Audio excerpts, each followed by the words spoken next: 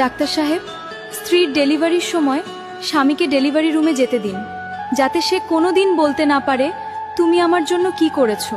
যখন সে তার প্রসব বেদনার যন্ত্রণাটা দেখতে পাবে, তখন সে বুঝতে পারবে তাকে বাবা ডাক শোনানোর জন্যেও একটা মেয়ে কত কষ্টের শিকার হয়।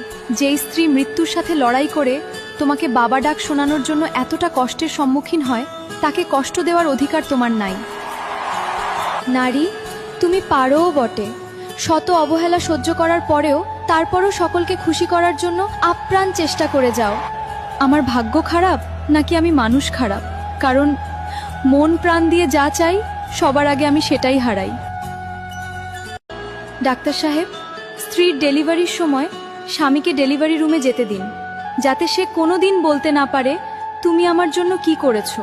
যখন সে তার প্রসব বেদনার যন্ত্রণাটা দেখতে পাবে, তখন সে বুঝতে পারবে তাকে বাবা ডাক শোনানোর জন্যেও একটা মেয়ে কত কষ্টের শিকার হয়। যেই স্ত্রী মৃত্যুর সাথে লড়াই করে তোমাকে বাবা ডাক শোনানোর জন্য এতটা কষ্টের সম্মুখীন হয়, তাকে কষ্ট দেওয়ার অধিকার তোমার নাই।